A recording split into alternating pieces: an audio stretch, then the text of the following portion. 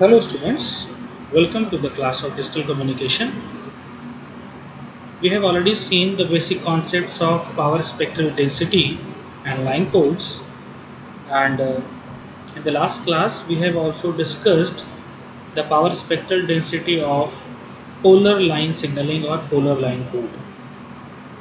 Today we are going to see a new class of line code, that is bipolar signaling or AMI signaling, and we will try to find out the power spectral density of bipolar signaling, right? So today we are going to study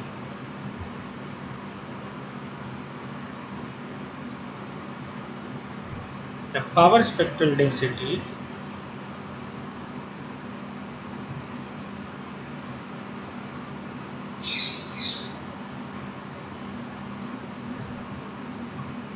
of bipolar signaling or AMI line code. Here AMI can be referred as alternate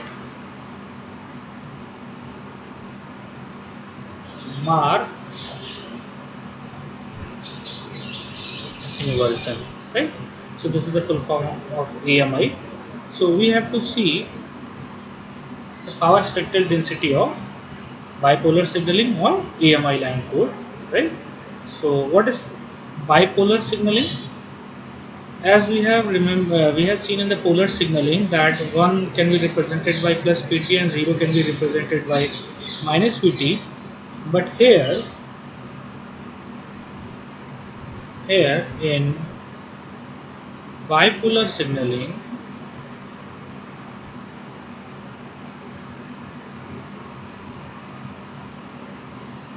basically 0 is represented by no pulse and 1 can be represented by either the pulse pt or pulse minus pt, right?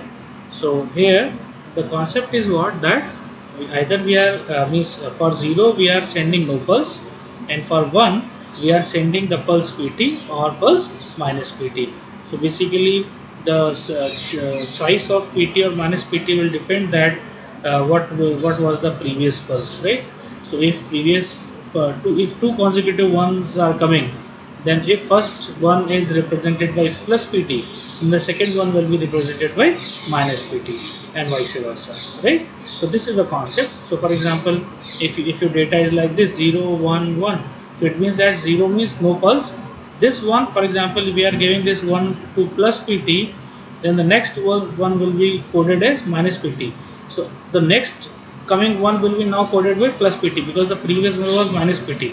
So that's why the name is alternate mark inversion. So sign will be alternatively repeating itself, right? So if first one is coded by plus pt, then the second one will be coded by minus pt, and the third one will be coded by plus pt, and so on. And always 0 will be coded by no pulse. So what we can summarize? We can summarize that here the amplitude strength, that is AK of any pulse, either it can be 0 or it can be plus or minus 1, right? This is the concept. So the strength, amplitude strength of the signal of kth pulse can be either will be 0 or it can be plus 1 or minus 1, plus 1 for PT and minus 1 for minus pt, and 0 is for no pulse, that is 0, and 0 is pulse will have 0 magnitude strength, right? So basically if we summarize here, then we can say that in this scheme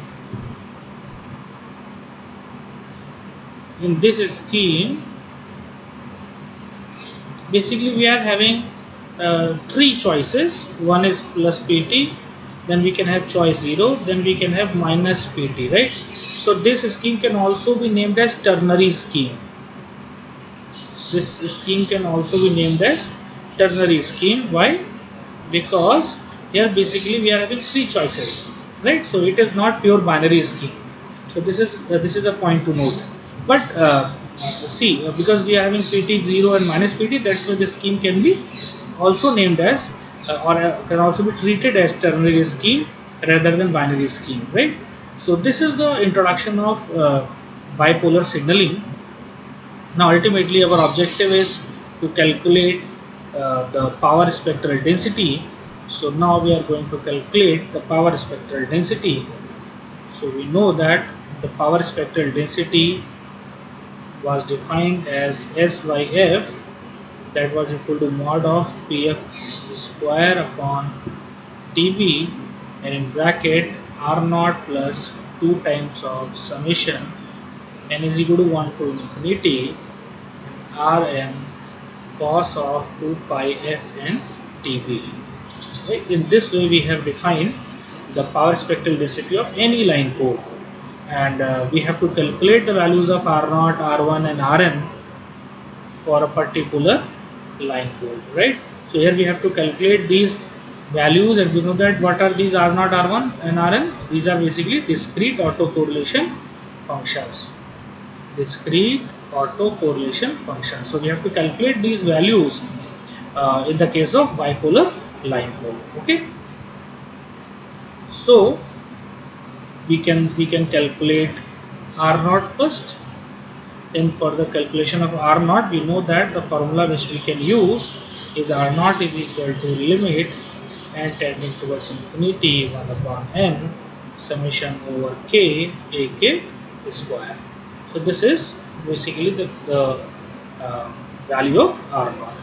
Now we should know that either ak can be 0 or ak can be plus minus 1.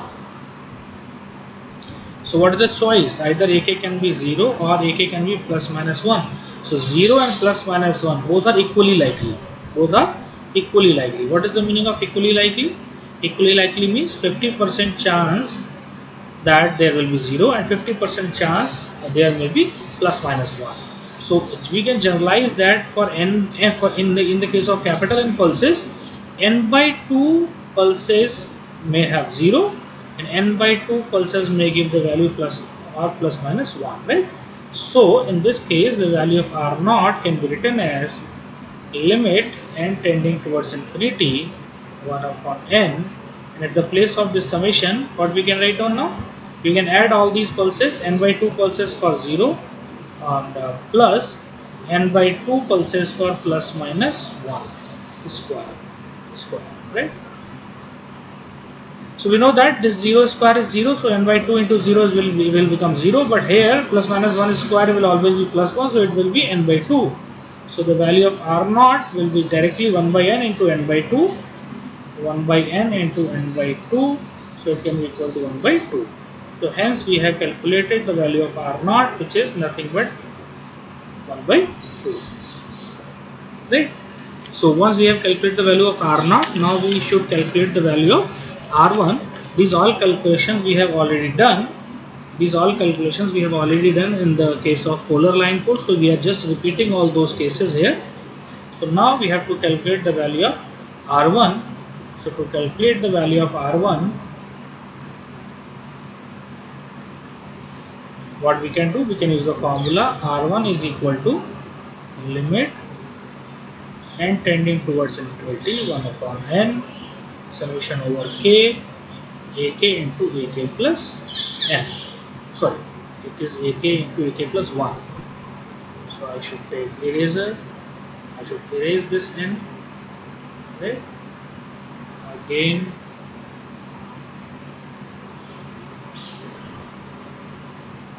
ak plus 1. Right?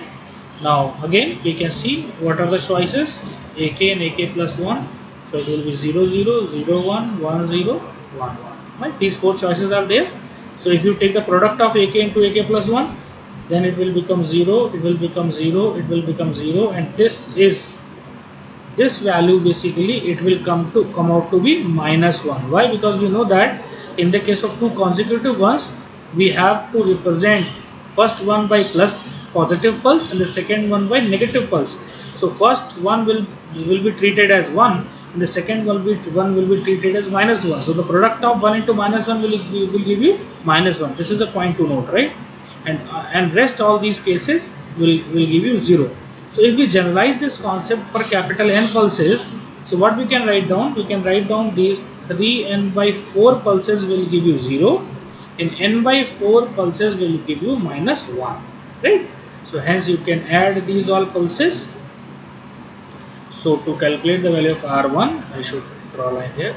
To calculate the value of R1, we can simply write down limit n tending towards infinity 1 upon n summation of 3n by 4 times 0 plus n by 4 times minus 1, right? So hence we can simply say that this will equal to 0. So this will be minus n by 4 multiplied by 1 upon n. So it will give you minus 1 by 4. So this is the value of R1, right? So this is the value of R1. Now we have calculated the value R0, we have calculated the value of R1. Now we should try to calculate the value of R2 also, right? Now so to calculate the value of R2, what the formula will use? Again R2 can be written as limit n tending towards infinity 1 upon n summation over k ak into ak plus 2, right? So in this case, see, point to be noted that here we are taking the product between ak and ak plus 2, but the bit sequence will be ak, ak plus 1 and ak plus 2, right? So we can write down this ak, ak plus 1, ak plus 2, right? So bit sequence will be like this, right? But in the formula, basically we are taking the product of these two bits. But we have to consider the whenever we are considering the bit sequence, we have to consider the value of ak plus 1 also, right? So again, if we see the ak plus 1, ak plus 2, so it will become a 3-bit sequence. So here you can put 0, 0, 0, 0, 0, 1, 0, 1, 0, 0, 1, 1, 1, 0, 0, 1, 0, 1, 1, 1, 0, 1, 1, 1. So this can be the possible combinations for these three pulses. So again, if you take the product of ak and ak plus 2, so you can see here this will be 0. Again, here you will get 0 because the first bit is 0 and the last bit is 1. 0, 0 will also give you 0, 0, 1 will also give you 0, 1, 0 again will give you 0, 1, 1 it will give you, for example, minus 1, 0 will give you 0, and this triple 1 it can give you plus minus plus, right? If the first bit is plus, then this will be minus, then this will be plus. So plus into plus, it will give you plus 1, right? It will give you plus 1. So as you can say that in these 8 possible combinations, the 6 possible combinations will give you 0. One possible combination may give you 1, and the one possible combination may give you plus 1, right? So if we generalize these all things for capital N pulses, so what we can write down here? We can write down that 3n by 8 times it will give you 0, n by 8 times it will give you plus 1, and n by 8 times it may give you minus 1, right? So now we can put these all values here to solve this summation. So now we can simply write down these values to calculate the value of R2. Now so the value of R2 can be written as limit n tending towards infinity 1 upon n, sorry, right bracket 1 upon n. I should take the rubber eraser or should erase it.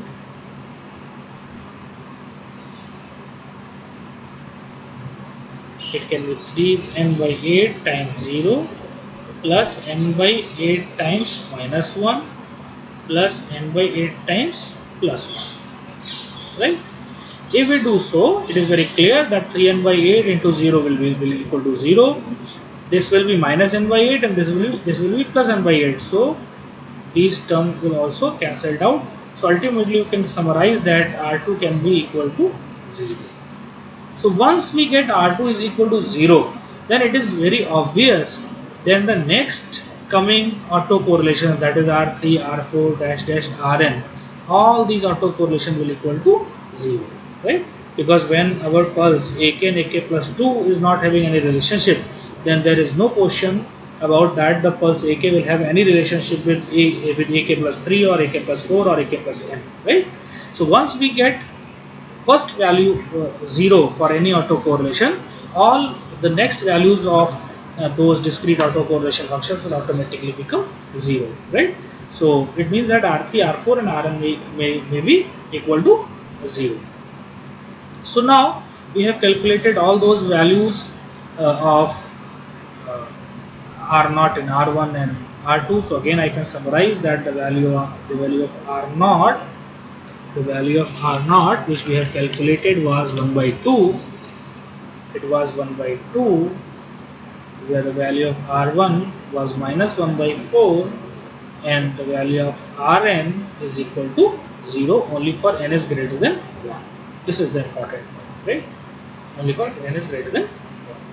Now we can simply put these all values into the formula and we can calculate the power spectral density. So again I am rewriting the formula. The formula was S by F is equal to mod of Pf square upon Tb in bracket R naught plus 2 times of summation n is equal to 1 to infinity Rn cos of 2 pi f n Tb, right?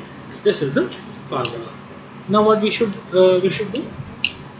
We have to put the values of R0 and R1. So it means that we can simply write down mod of Pf square upon Tb. The value of R0 is 1 by 2. Now the value of R1 means we have to put here n is equal to 1. So once we put n is equal to 1, it means that for n is equal to 1, it will become R1 cos of 2 pi f Tb, right? And definitely this 2 will be here, so here we will multiply 2 plus we can write down 2 times of summation of n is equal to 2 to infinity Rn cos of 2 pi fn Tb, right?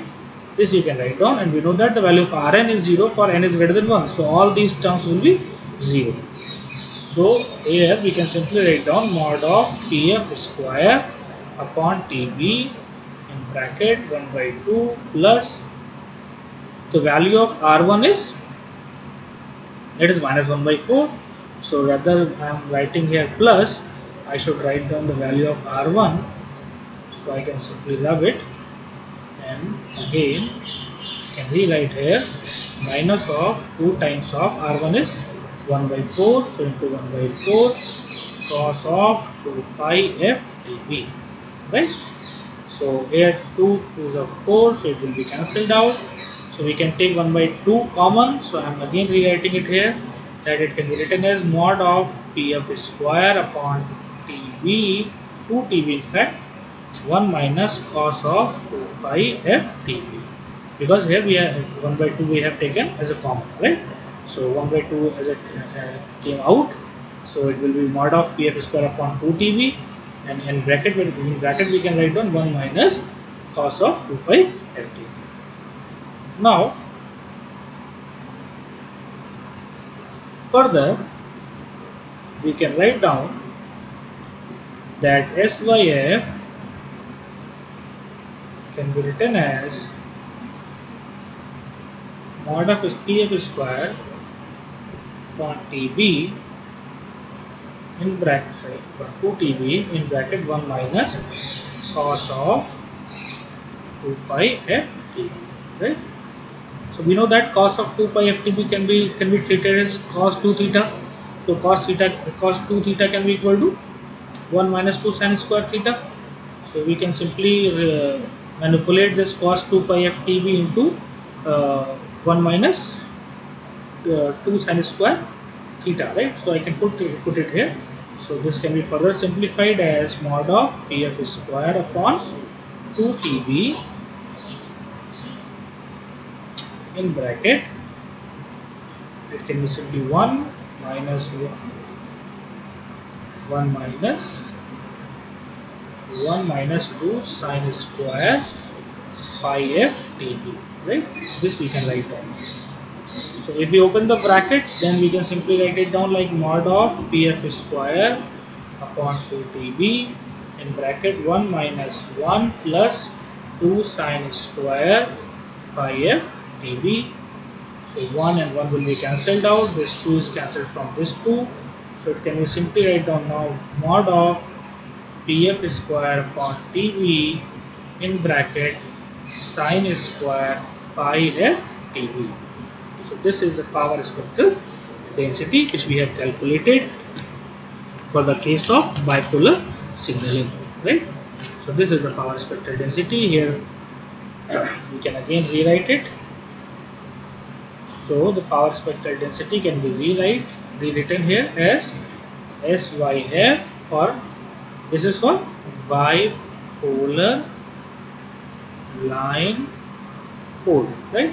So SYF can be equal to simply mod of PF square upon dB sine square pi f dB. This is the power spectral density.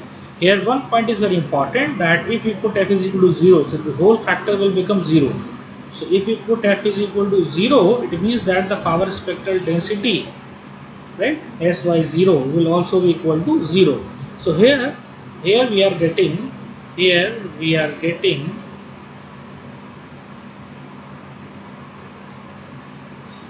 DC null, which was the problem with polar signaling.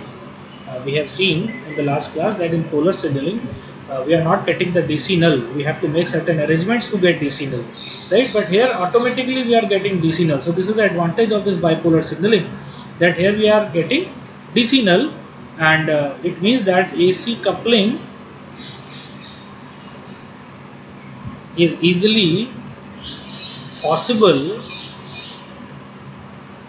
in the case of bipolar signaling, in the case of bipolar line code, right?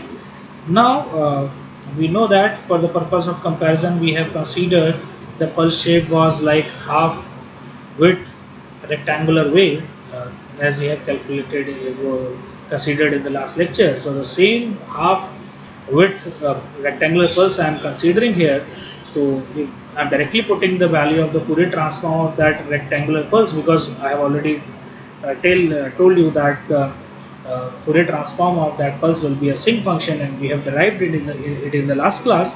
So here I am taking the liberty to write the value of mod pf directly. So SYF can be directly written as TB upon 4 sinc square in bracket pi f TB upon 2 and sine square pi f dB, right? So this is the power spectral density for bipolar signaling. Power spectral density of bipolar signaling, right? Now, if we want to compare the polar and bipolar signaling, then we can find out that there are some clear-cut advantages are with bipolar line codes. So you can say that here the advantages of bipolar signaling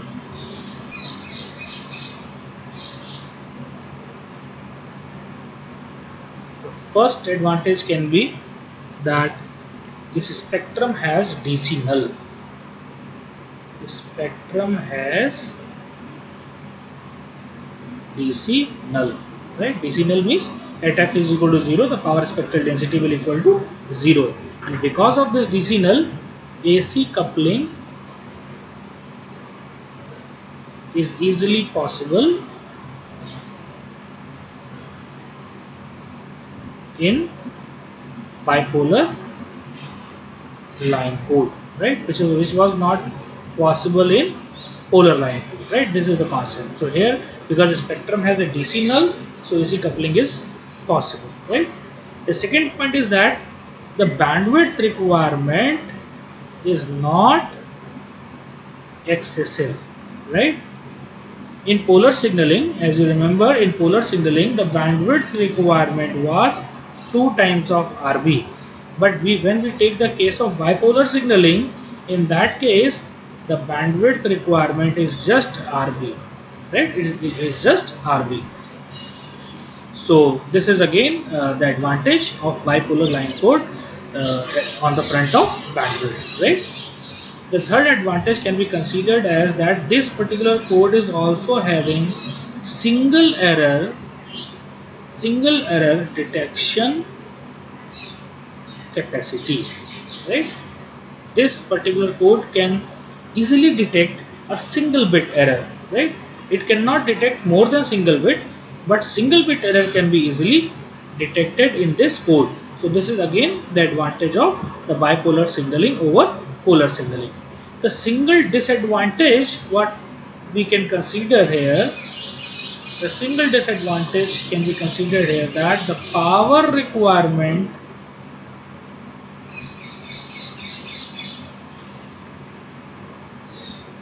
is slightly high in comparison to polar line code, right? So just power requirement is slightly high if we compare it with polar line signaling.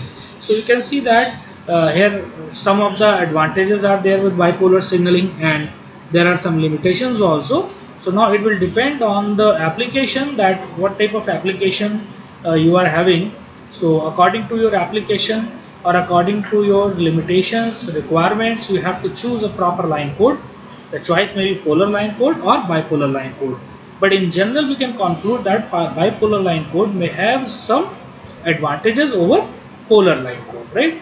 Now, in continuation, if we want to study the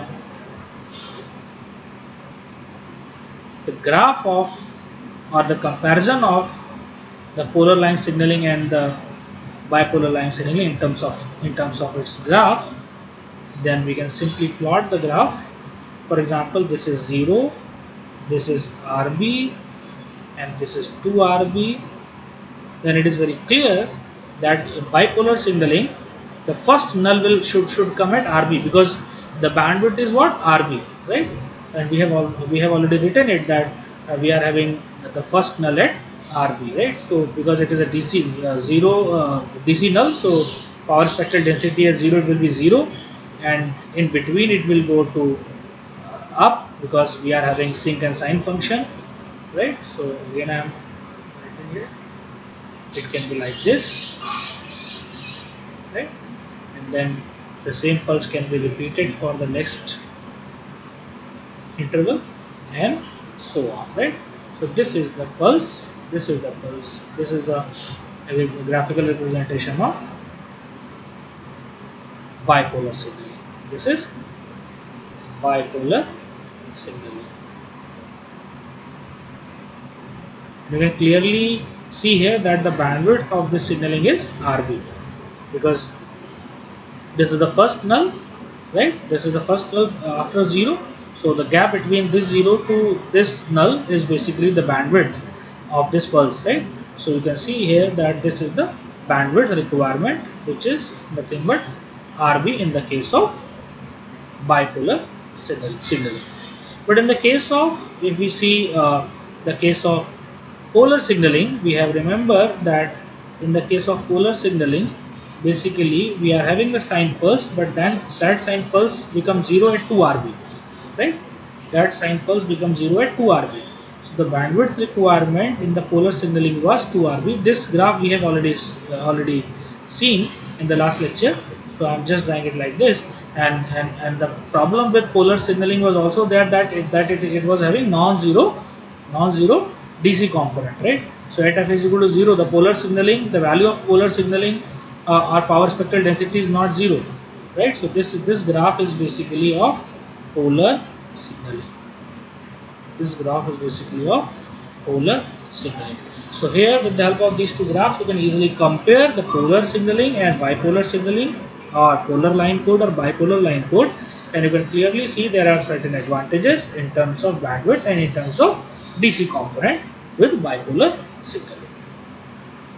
So today we have discussed, if we summarize, today we have discussed the power spectral density of, we have discussed the power spectral density of bipolar line code. This code, it can also be named as AMI code, that is alternate mark inversion, as well as ternary code. I have already told you this code can also be named as ternary code, right? And this, the power spectral density of this code we have calculated, and we have also seen the advantages of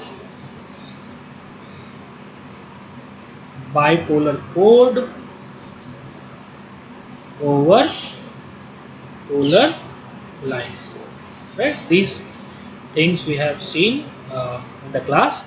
Now in the next class we discussed some more concepts related to power spectral density and line code, and hope you got the concept of how to calculate the power spectral density of any line code. And basically two line codes I have discussed, but with the help of same concept you can calculate the power spectral density of any line code, right? So I'm stopping here. Till then, thank you very much for patience listening. Keep enjoying.